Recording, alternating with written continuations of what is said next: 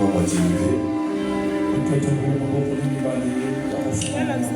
Tu vas prier. Dis à Dieu de te parler ce soir. Dis à Dieu de te parler d'une manière particulière. Élève ta voix, commence à prier. Personne nous voulons t'écouter. Laisse que les ciels s'ouvrent et que ton trône descende. Permets que ton peuple soit enseigné, car la Bible dit, mon peuple sera enseigné par moi-même. Laisse que toi-même tu sois l'enseignant par excellence pour ce peuple. Que toute pensée soit captive à l'obéissance de ta parole. Au nom puissant de Jésus. Amen. Acclamons très fort les voix de gloire. Que Dieu te bénisse. On peut s'asseoir au nom de Jésus. Je remercie Dieu encore qui a fait que ces rencontres soient possibles. Et je remercie l'homme de Dieu qui nous a acceptés pour que nous puissions partager la parole. Nous parlons sur les 3 points pour activer la puissance de Dieu. Dans notre introduction, nous avons dit il y a beaucoup des enfants de Dieu qui ne vivent pas la puissance, qui vivent dans l'impuissance devant les diables. C'est parce qu'ils négligent certaines choses. Quand on marche avec Dieu, il y a des principes à respecter, il y a des règles à respecter pour que nous puissions vivre la puissance de Dieu dans son entièreté. L'autre fois, nous avons parlé sur ce que nous appelons la rencontre quotidienne avec Dieu dans la prière. Nous avons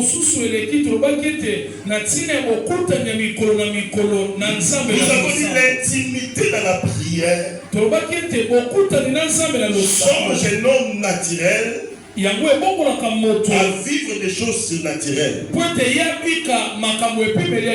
avons donné l'exemple de Jésus. Comment est-ce qu'il a marché sur les eaux? Comment est-ce qu'il a donné l'ordre que tes pierres puissent lui suivre dans l'eau? Parce qu'il y a eu un temps où il est resté seul devant Dieu. Alors aujourd'hui nous voulons parler sur être prêt à payer le prix. Être prêt à payer le prix pour vivre la puissance de Dieu. C'est ça notre deuxième clé. Alléluia. Lorsqu'on dit payer le prix, cela inclut les sacrifices. Bien-aimé dans le Seigneur, il n'y a pas d'élévation sans sacrifice. Il n'y a pas la grandeur sans ces sacrifices. Bien-aimé, il y a beaucoup de personnes qui attendent que Dieu leur accorde la puissance. Alors que Dieu veut que tu puisses te sacrifier. Faire des sacrifices, cela veut dire quoi? C'est sortir dans ton zone de confort ou défier l'attente des autres. Chaque personne a sa zone de confort.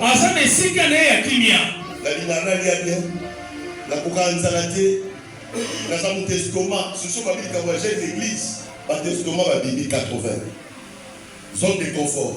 Dans le monde spirituel, si tu ne veux pas sortir dans ton monde de confort, tu ne deviendras pas puissant. Parce que Pierre était pécheur. Jésus l'a dit, suis-moi. Il a laissé son zone de confort pour qu'il puisse devenir un pécheur d'homme, pour qu'il puisse faire le miracle. Il devait se sacrifier de laisser la pêche. Il y a certaines choses, si tu ne te sépares pas avec ça, tu ne deviendras pas puissant. Pour devenir un homme puissant, pour vivre l'onction de Dieu, il y a certaines choses que tu dois abandonner. Je ne sais pas si je prêche quelqu'un ce soir. Il y a beaucoup de gens qui attendent ta mort. Beaucoup de gens veulent voir ton échec. Beaucoup de gens veulent que tu puisses mourir. Mais toi, tu dois comprendre pour que cela ne puisse pas arriver. Moi, je dois payer certains prix. Il n'y a pas la grandeur sans d'avoir payé le prix. Alléluia. Dieu a sauté mon anzela moni batoué. Muninga, baninga. Islam ngombo Islam malatuba. Mugwenu, sabongo. Mugwenu. Baninga.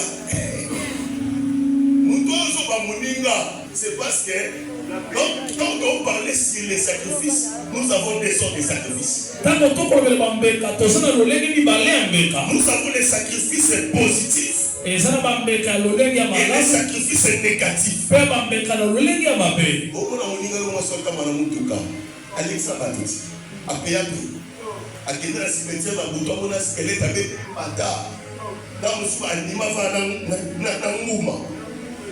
Est-ce qu'on a dit?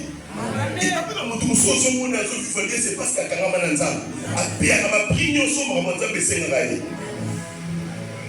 et ça va nous sauver Nzambe pas moi na beli. Soit vous voyez this Nicolas Samuel a suivi, c'est que Nicolas a trouvé sur la gaille. Celui que nous devons contager, la nous avons des estomacs, nous avons qui se melaka. Nous allons mener en avance.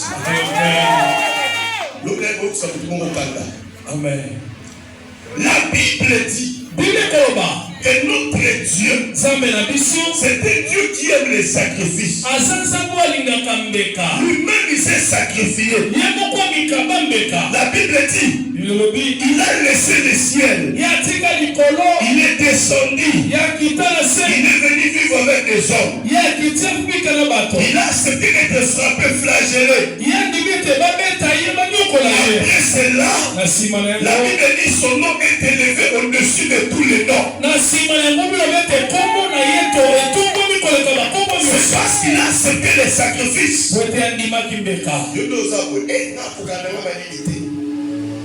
Merci. Alléluia.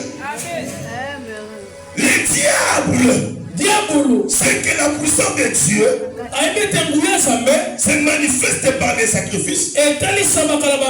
Il n'aime pas que les enfants de Dieu puissent se sacrifier. Exode chapitre 5 verset 17. Exode chapitre 5. La Bible dit